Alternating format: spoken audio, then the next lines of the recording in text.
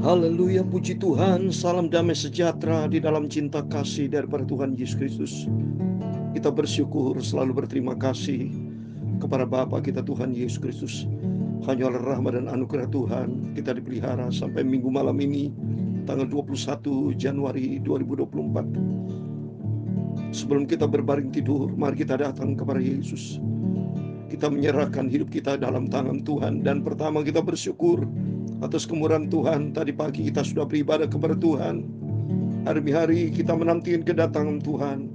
Biar kita selalu taat kepada firman Tuhan, selalu dekat dengan Tuhan, hati yang melekat dengan Yesus. Sebab tidak ada pribadi lain yang kita cintai. Hanya di dalam Dia Yesus ada damai sejahtera, ada sukacita, ada hidup yang kekal, ada segala-galanya kalau bersama dengan Yesus. Sebab Dia pencipta segala-galanya. Puji Tuhan, sebentar kita baca Alkitab. Injil Markus pasal 2 ayat 18 sampai 28. Besok kita lanjutkan Markus pasal ketiga. Terus kita baca berurutan Bapak Ibu ya. Pagi besok perjanjian lama, kalau malam perjanjian baru, diisi selalu dengan firman Tuhan. Nanti kita baca tentang hal puasa dan anggur baru yang berkaitan dengan hidup yang baru sebetulnya. Untuk itu saya Pastor Yakob Rahmat, saya akan menyanyikan pujian. Maka perkataanmu telah haleluya, ku taruh di dalam hatiku. Amin, haleluya. Supaya jangan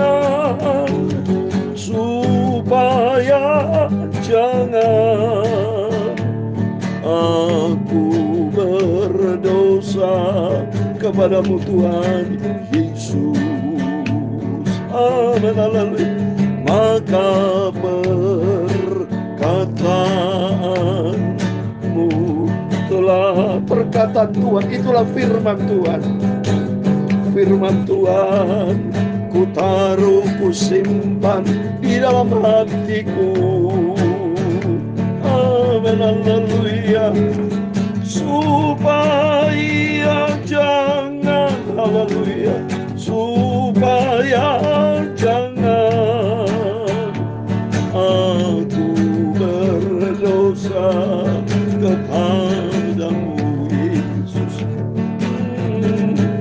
Dalam Mazmur 119 ayat yang ke-11, demikianlah firman Tuhan. Amin, haleluya. Dalam hatiku aku menyimpan janji-Mu, supaya aku jangan berdosa terhadap Engkau. Terpujilah Engkau ya Tuhan, ajarkan aku ketetapan-ketetapan-Mu. Buatlah aku mengerti, maka aku akan memegang Taurat-Mu. Aku hendak memeliharanya dengan segenap hati. Biarlah aku hidup menurut petunjuk perintah-Mu, sebab aku menyukainya. Amin. Oh Yesus, aku cinta Engkau. Perlihatkanlah kepadaku ya Tuhan petunjuk ketetapan-ketetapan-Mu. Aku hendak memegangnya sampai saat terakhir. Amin, haleluya. Ya Tuhan, punya ulah kebesaran dan kejayaan, kehormatan, kemasyhuran dan keagungan. Ya segala-galanya yang ada di langit dan di bumi ya Tuhan. Punya mula kerajaan dan Kau yang tertinggi itu melebihi segala-galanya sebagai kepala. Sebab kekayaan dan kemuliaan berasal daripada-Mu. dan Engkaulah yang berkuasa atas segala-galanya.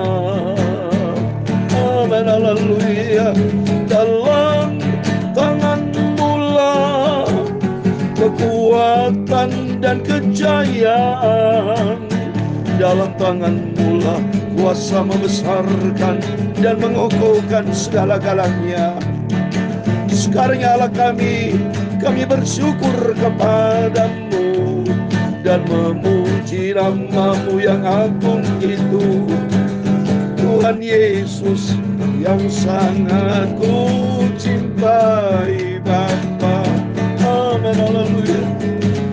Tuhan Yesus, bentuklah hidupku serupa dengan Kristus sampai aku berjumpa dengan Tuhan Yesus. Terima kasih Bapa. Sucikanlah mulutku, hatiku, dan pikiranku Bapa, untuk kami baca firman-Mu. Ampunilah semua dosa salahku Bapa. Terima kasih Bapa. Terima kasih buat kasih-Mu. Aku selalu bersyukur kepadamu Bapa, bahwa aku selalu dalam kebenaran-Mu. Segala puji, hormat, kebesaran, ketinggian, kemuliaan, keagungan, kesempurnaan, kekudusan, tempat tertinggi di atas segala-galanya hanya bagi Allah Bapa di dalam kerajaan surga. Dalam nama Tuhan Yesus Kristus, Tuhan kami, Juru Selamat kami, sentral kami, Engkau di atas segala-galanya. Kami sudah berdoa mengucap syukur. Haleluya. Amin. Amin. Selamat malam. Salam damai sejahtera di dalam cinta kasih dari Tuhan Yesus. Buat Bapak Ibu Saudara bersama saya yang diberkati sama Tuhan. Pada minggu malam tanggal 21 Januari 2024. Mari kita menjadikan diri kita menjadi anak yang dicinta sama Tuhan. Bangun hidup kita, kehidupan rohani yang sehat di hadapan Tuhan. Hidup yang sehat itu hidup yang taat kepada firman Tuhan. Itu namanya hidup. Karena Tuhan berkata dalam Yohanes 10 ayat 10, pencuri datang untuk mencuri, membunuh, dan membinasakan. Tapi Yesus datang untuk memberikan hidup-hidup dengan segala kelimpahan. Di sini Tuhan sudah menyatakan perbedaan yang jauh sekali antara bumi dan langit. Seperti Abraham berkata kepada orang kaya pada waktu orang kaya masuk di dalam alam maut, Lazarus bersama dengan Tuhan, bersama Abraham. Dan Abraham berkata, seperti jurang yang jauh, yang tidak terseberangi. Surga, ya, tidak bisa diseberangi, sudah nggak bisa. Ya, demikian kita kasih karunia Tuhan, anugerah Tuhan luar biasa yang berlimpah di dalam kehidupan kita. Mari saudara, biar hari demi hari kita mau melangkah selalu bersama dengan Tuhan. Jangan pernah malas Bapak Ibu. Jadi anak yang rajin, seperti saya menjadi hamba Tuhan yang rajin. Anak yang rajin, tidak pernah bosan saya beritakan firman Tuhan. Padahal firman Allah sudah berkali-kali kita baca. Jangan pernah bosan, berarti Tuhan lihat. Kalau sudah bosan firman Tuhan, berarti Bapak Ibu bosan dengan Tuhan. Kalau bosan dengan Tuhan, tidak layak masuk di dalam kerajaan surga. Ya jelas sudah mau sama Tuhan bagaimana? So, Tuhan kan punya yang sumbernya surga. Dan kita berterima kasih kepada jadilah anak rajin Bapak Ibu. Jangan pernah bosan baca Alkitab. Pagi dan malam dengarkan firman Tuhan saya sampaikan selalu rajin. Karena saya suara juga dari Tuhan. Kalau Tuhan tidak izinkan, saya tidak bisa menyampaikan firman Tuhan. Gitu aja. Saya bisa menyampaikan firman Tuhan itu karena izin Tuhan, karena kemurahan Tuhan, karena kebaikan Tuhan. Termasuk Bapak Ibu bisa mendengarkan firman Tuhan yang saya sampaikan, itu anugerah Tuhan. Bukan karena kita yang baik, bukan karena kita hasil kerja kita, tidak. Tapi anugerah Tuhan. Karena Tuhan berkata di dalam Yohanes 6 ayat 65, orang bisa datang kepada Tuhan Yesus, itu karena kasih karunia Tuhan. Untuk itu mari kita hargai akan kebaikan kasih karunia Tuhan. Kita meresponi dengan kita setia, kita cinta kepada Tuhan. Kita butuh firman Tuhan. Sebab Tuhan berfirman dalam Matius 4 ayat 4, manusia bukan hidup kan roti makanan jasmani. Jangan sombong Bapak Ibu, punya duit, punya uang, punya aset, langsung menjauh dari Tuhan. Habis kita. Tuhan ambil nyawa kita, selesai. Tapi kalau kita hidup di dalam firman Tuhan, kita dekat dengan Tuhan. Tuhan yang menjadi nomor satu dalam hidup kita. Kita dipelihara sama Tuhan. Kita berikan nafas sama Tuhan, diberikan kesehatan, karena semuanya bersumber datang dari Tuhan. Sumber kehidupan itu datang dari Tuhan. Tuhan bisa lihat dari surga bagaimana kualitas hidup kita, bagaimana kualitas sikap hidup kita, bagaimana kualitas respon kita kepada Tuhan. Kalau hidup kita beres di hadapan Tuhan, Tuhan akan pelihara. Tapi kalau tidak beres, Tuhan bisa ambil nyawanya. Selesai. Ini saya tegas, saya menyatakan. Karena saya takut sama Tuhan. Terbukti nyata banyak orang-orang sudah mendahului kita. Berarti kesimpulannya atas izin Tuhan dipanggil sama Tuhan. Kalau tidak ada izin Tuhan tidak bisa, saudara. Karena semua bersumber datang dari Tuhan. Tuhan, ya. Mari kita kembali kepada firman, takut kita kepada Tuhan, ya. Lebih bagus takut sama Tuhan, taat kepada firman daripada berani sama Tuhan. Lawan takut kan berani. Kalau saudara berani sama binatang boleh, saudara. Itu pun saudara hitung-hitung binatang mana yang harus kita lawan. Kalau lawan di hutan harimau, dikeroyok harimau, habis kita. Ya lebih bagus kita menghindar. Itu dengan binatang, apalagi dengan Tuhan. Ya melawan sama Tuhan, habis kita. Nyawa tidak usah ngelawan Tuhan. Nyawa sudah selesai diambil sama Tuhan. Selesai di kami kemarin kena COVID aja. Sudah jutaan manusia meninggal di dunia ini, saudara. Ya, takut kita kepada Tuhan. Mari kita kembali kepada firman Tuhan. Markus pasal 2 ayat 18 sampai 28. Demikian firman Tuhan. Pada suatu kali ketika murid-murid Yesus Yohanes dan orang-orang Farisi sedang berpuasa, datanglah orang-orang dan mengatakan kepada Yesus, "Mengapa murid-mu Yohanes dan murid-murid orang Farisi berpuasa, tapi murid-mu tidak?" Nah, ini ya tentang berpuasa. Ini murid Yohanes Pembaptis, saudara, ya. Jadi memang orang Farisi ini, saudara, selalu cari gara-gara, saudara. Yesus dimonitor, selalu cari kesalahannya. Demikian juga kalau hati yang sudah tidak suka sama orang, ya kita selalu dicari-cari kesalahannya oleh orang itu yang tidak suka sama kita. Oleh karena itu belajar di sini, miliki hati yang benar sama Tuhan. Tidak boleh punya hati yang bengkok. Bapak Ibu belajar ya, jangan sampai punya iri hati dengan orang, jahat sama orang, punya tidak suka, tidak boleh, saudara. Ya, pokoknya kita berikan hati kita harus bersih sama Tuhan. Suka tidak suka nanti urusan Tuhan, saudara. Tuhan, kalau urusan Tuhan itu Tuhan yang berurusan dengan mereka. Tapi kapasitas kita tidak boleh. Kecuali kalau orang itu penjahat, ya. Kita tidak suka bukan karena orangnya, tapi perbuatan jahat, perbuatan dosanya. Orang itu kan diciptakan sama Tuhan, tapi perbuatan dosanya itu yang dilakukan oleh iblis. Ya, oleh karena itu di sini kita belajar jangan punya sifat selalu ingin mencari-cari kesalahan orang lain. Tidak boleh, tidak baik. Ya. Yang kedua, berkaitan sama puasa. Mari saya baca lagi ayat 19. Jawab Yesus kepada mereka, dapatkah sahabat-sahabat mempelai laki-laki berpuasa sedang mempelai itu bersama dengan mereka? Selama mempelai itu bersama mereka, mereka tidak dapat berpuasa. Di sini ada dua perbedaan. Berpuasa diperlukan, ada waktunya. Puasa tidak perlu. Ya, puasa tidak diperlukan. Contoh konkret gampang, sudah. Besok di surga, kalau kita di surga, saya nggak pernah baca ayat itu. Di surga berpuasa 40 hari 40 malam. Tidak ada Alkitabnya tuh ayatnya ngomong, oh Yesus di surga berpuasa. Enggak. Artinya begini, kalau kita bersama Yesus berpuasa itu diperlukan apabila punya pergumulan, saudara, ya. Jadi berpuasa itu ada pergumulan. Jadi kalau tidak mempelai, jadi artinya kalau kita ada pergumulan, ya boleh berpuasa. Seperti di Matius 17 ayat 21, pada waktu mendoakan pergumulan ke orang kerasukan setan, ada masalah. Apabila punya pergumulan ada masalah, boleh, ya. Matius 17 21, jenis ini tidak dapat diusir kecuali dengan berdoa berpuasa. Besok kalau kita di surga saja, saudara, kalau di surga langsung dengan Tuhan, ya kita selalu muji menyembah Tuhan. Di dunia kita berdoa, oh Tuhan Yesus tolong. Ya, kalau di surga tolong apa, saudara? Kalau di surga langsung bersama Yesus, bersuka cita di dalam Tuhan. Menyembah Tuhan, iya. Tapi kalau oh Yesus tolong, aku punya masalah. Di surga nggak ada masalah begitu. Oh Yesus saya menangis, ada saudara saya meninggal di surga. Nggak ada, saudara. Ya, ini sama dengan ini berpuasa. Berpuasa diperlukan pada saat Bapak Ibunya pergumulan. Seperti doa Esther. Karena Esther punya pergumulan. Orang Yahudi mau dibunuh oleh raja, maka dia berpuasa. Saya juga kalau punya masalah ada pergumulan, mendoakan orang sakit, akan bukan orang gila, kerasukan setan, itu ada punya pergumulan, pada saatnya perlu berpuasa. Tapi pada waktu kita bersuka cita bersama Yesus, tidak ada pergumulan, ya kalau sudah mau puasa silakan, ya. Tapi kalau tidak berpuasa kata Tuhan ya tidak ada masalah, ya. Jadi tidak mutlak, ya, tidak mutlak artinya. Ada waktu diperlukan berpuasa, ada waktu tidak diperlukan. Karena Yesus yang ngomong nih, selagi tidak mempelai bersama mereka, mereka tidak dapat berpuasa.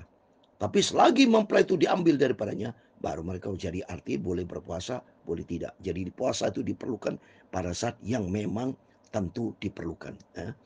Terus berikutnya ayat 20. Tapi waktu yang akan datang mempelai itu diambil dari mereka, dan patulah mereka akan berpuasa. Jelas, ya. ada waktu berpuasa, silakan ya. Ada pergumulan seperti kita mendoakan pemilu ya, pilpres ini supaya betul situasi Indonesia tenang. Itu kita berpuasa karena kita punya pergumulan ya. Semua kita doakan, semua berpuasa, doa dan puasa.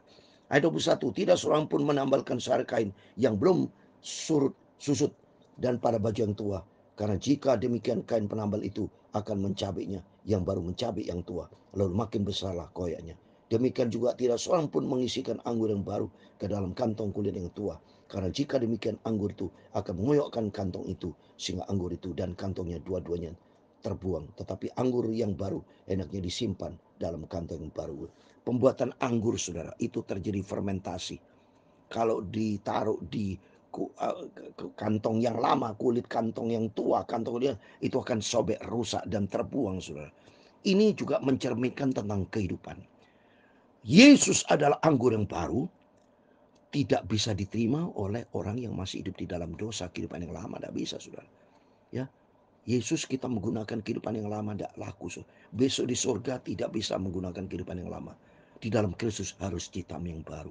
Anggur yang baru, kata Tuhan, disimpan dalam kantong yang baru. Kantong bicara hati kita. Mari hati kita diisi dengan firman Tuhan baru. Baru Yesus bisa masuk. Roh Kudus akan turun kalau hati kita rendah hati. Kita minta sama Tuhan. Tuhan kirim Roh Kudus berkuasa. Rendah hati. Baru Tuhan kirim Roh Kudus. Tapi kita sombong. Ngaku gak betul Roh Kudus. Mana bisa Roh Kudus kan turun, saudara. Sombong gak bisa. Kita tidak menggunakan kantong yang lama, saudara. Tapi mari hati kita baru. Di dalam Kristus ciptaan yang baru. Jadi maunya Tuhan, mari kita menjadi pola hidup yang baru, ciptaan baru di dalam Kristus. Isi dengan firman Tuhan sehingga kita menggunakan kehidupan yang baru, paradigma baru di dalam Kristus. Di surga itu langit yang baru, bumi yang baru, sesuai yang baru terjadi. Oleh karena itu mari di tahun yang baru ini kita menggunakan kantong yang baru, supaya kantong isi dengan firman Tuhan, anggur yang baru di dalam kehidupan kita, yaitu ciptaan baru. Jadi ini berkaitan dengan kehidupan yang baru di dalam Kristus, ciptaan yang baru. Ayat 23, pada suatu kali pada hari yang Sabat, Yesus berjalan di ladang gandum, dan sementara berjalan murid-muridnya memetik bulir gandum. Maka kata orang Farisi kepadanya, lihat mengapa mereka berbuat sesuatu yang tidak diperbolehkan pada hari Sabat. Jawabnya kepada mereka, belum pernahkah kamu baca apa yang dilakukan Daud ketika ia dan mereka mengikutinya kekurangan dan kelaparan? Bagaimana masuk ke dalam rumah Allah pada waktu Abiatar menjabat sebagai imam besar, lalu makan roti sajian itu yang tidak boleh dimakan kecuali oleh imam-imam, dan memberi juga kepada pengikutnya. Ayat 27, lalu kata Yesus kepada mereka, hari Sabat didirikan untuk manusia dan bukan manusia untuk hari Sabat. Ayat 28 yang terakhir, jadi anak manusia adalah juga Tuhan atas hari Sabat. Amin. Demikian firman Tuhan sudah kita baca, Markus pasal 2 ayat 18 sampai 28. Di dalam nama Tuhan Yesus Kristus, setiap Bapak Ibu Saudara semua diberkati Tuhan. Mari melalui firman Tuhan. Yang pertama ada 3 poin, saudara, yang dalam ini ayat 18 sampai 28. Yang penting, yang pertama bicara puasa. Yang pertama ini hati ya. Tidak boleh sirik hati, hati yang jahat tidak boleh ya. Milikilah hati yang bersih. Dan kedua, berpuasa itu diperlukan pada waktu punya pergumulan. Jadi Bapak Ibunya perlu silakan. Tapi kalau tidak ada pergumulan, tidak ada paksaan untuk berpuasa. Ya. Jadi puasa diperlukan seperti punya pergumulan, ada saudara mengalami kesulitan apapun, perlu puasa silakan ya. Nanti bawa di dalam doa supaya Tuhan campur tangan, seperti doa Esther menghadapi orang Yahudi mau dibunuh, seperti kita menghadapi pilpres, ada penting supaya Indonesia damai, sejahtera, tidak terjadi konflik horizontal, tidak keributan apapun, kita perlu doa dan puasa ya. Itu. Jadi kalau tidak diperlukan. Terus berikutnya, kehidupan yang baru, anggur yang baru, supaya kita di dalam Kristus harus ciptaan yang baru. Kita sebagai anak Tuhan harus memiliki hidup yang baru, ciptaan yang baru untuk masuk surga. Karena kehidupan masuk surga besok tidak menggunakan gaya lama, tidak bertaubat, tidak bisa. Harus hidup yang baru. Supaya anggur baru Yesus itu berkuasa dalam kehidupan kita. Jadi intinya kita mari menjadi ciptaan yang baru dalam Kristus. Yang keempat, yang berkaitan dengan hari Sabat, saudara. Ini saudara ya, orang-orang Farisi itu selalu ingin cari gara-gara, saudara. Ingin memang dasarnya hatinya tidak suka sama Tuhan. Selalu waktu Tuhan lakukan mujizat ya, lihat di sini, kenapa murid-muridmu tidak hormati hari Sabat ya? Padahal kata Tuhan tuh, Hari Sabat didirikan untuk manusia dan bukan manusia untuk hari Sabat. Jadi artinya tempatkan Tuhan di atas segala-galanya. Ya, jadi seperti liturgi gereja, mana lebih penting, liturgi gereja atau dengan firman Tuhan? Nah ini aja. Liturgi gereja tata ibadah itu diperlukan. Tapi firman Allah lebih perlu, karena berkatan firman Allah itu adalah Allah sendiri. Seperti contohnya hari Sabat itu perlu. Tapi hormati Tuhan, Tuhan di atas segala-galanya. Jadi arti di sini maksud dari Tuhan, prioritaskan Tuhan di atas segala-galanya. Bukan aturan ya. Tuhan itu tempatkan di atas segala-galanya. Apapun tempatkan Tuhan, prioritaskan Tuhan di atas segala-galanya. Maka kalau kita tempatkan Tuhan di atas segala-galanya, maka Tuhan akan angkat kita. Tuhan akan memberkati kita. Jadi aturan dengan Tuhan, tempatkan Tuhan di atas segala-galanya. Aturan diperlukan, tapi Tuhan di atas segala-galanya. Ya, oleh karena itu mari kita ikut Yesus, hormati Yesus. Kita mau cinta Tuhan, maka sesuai dengan pujian, maka perkataanmu telah kutaruh dalam hatiku, supaya kita menjadi anak Tuhan. Intinya semuanya ini maksudnya supaya kita menjadi pelaku firman Tuhan. Itu intinya. Hati tidak boleh jahat, itu pelaku firman, tidak boleh. Hormati hari Sabat, itu perlu, tapi hormati Tuhan di atas segala-galanya. Dan berpuasa itu udah perlu, tapi tempatkan Tuhan di atas segala-galanya. Yang penting kita prioritaskan Tuhan, itu dalam kehidupan kita. Prioritaskan Tuhan, tempatkan Tuhan di atas segala-galanya. Tuhan akan memberkati kita semua. Maka perkataanmu telah haleluya,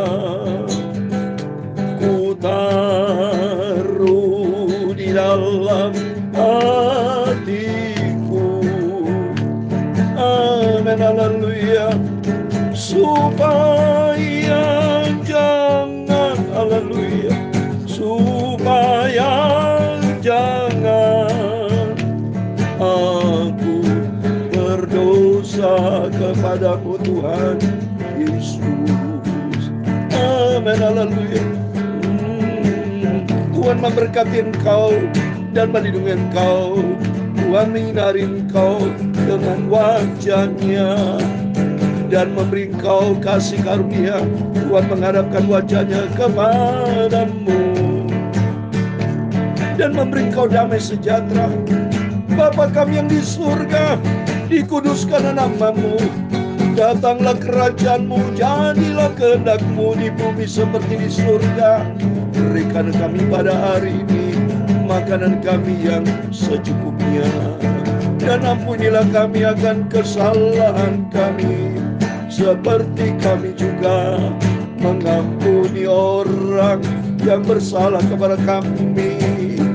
Dan janganlah membawa kami ke dalam pencobaan, amin haleluya, tetapi lepaskanlah kami daripada yang jahat, karena Engkaulah yang mempunyai kerajaan dan kuasa dan kemuliaan sampai selama-lamanya, amin. Tuhan memberkati kita semua.